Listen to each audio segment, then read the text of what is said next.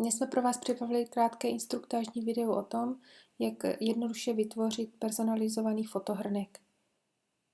Vybereme si typ hrníčku. Já dnes volím tady malé laté. Zde klikneme na Vytvoř nový návrh. Přepneme se do designéru, ve kterém budeme ten hrníček navrhovat. Zde mám několik možností. Vybrat si již předpřipravenou šablonu, které jsou rozděleny podle počtu rámů na fotky. Zde mohu vkládat obrázky, nebo vybrat z našich připravených obrázků. Zde vkládám texty a zde vkládám svoje vlastní soubory, obrázky, fotografie, cokoliv chcete.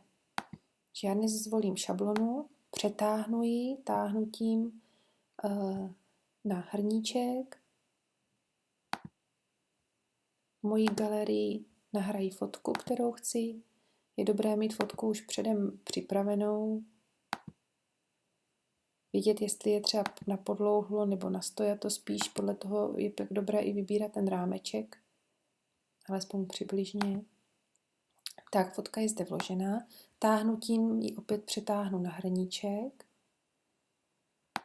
Fotku zvětším, tak, aby mi pokryla téměř celý ten rámeček. Tak. A my to samozřejmě takto nechceme. My chceme, aby ta šablona překryla tu fotografii. Takže teď uděláme to, že šablonu přetáhneme nad fotografií. Vlastně ta šablona nám překryje to, co vidět nechceme.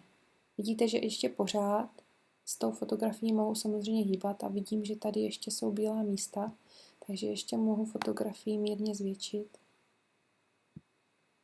Tak, teď nám padne krásně do celého rámečku. Mohu samozřejmě i teď ještě doplnit různé obrázky, takže dejme tomu tažením zase přetáhnu.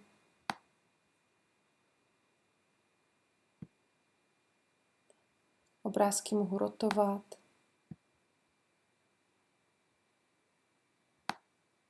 Zvětšovat, přesouvat, jakkoliv se vám chce. Mohu vložit text.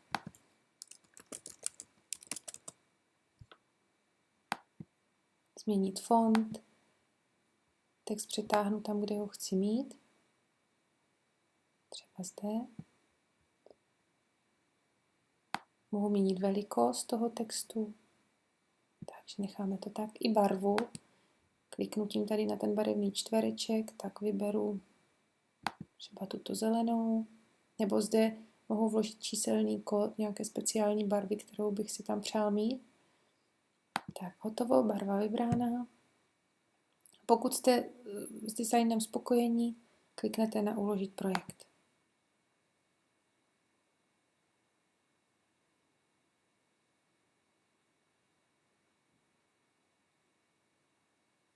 Zde klikneme na náhled návrhů, vidíme návrh, takhle nějak jsme si to představovali.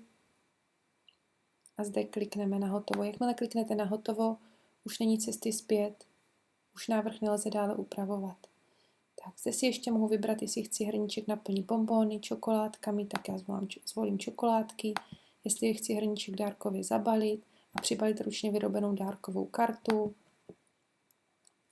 kde zde napíši text, který chci, aby se v kartě objevil, a vložíme celý návrh do košíku. Vidíte, úspěšně přidali jsme hrnek do nákupního košíku, přejedeme myší na nákupní košík, vidíme, že je tam, klikneme na objednat a zde již vlastně vyplníte jenom vaše iniciály, způsob dopravy a platby a váš nákup je hotov.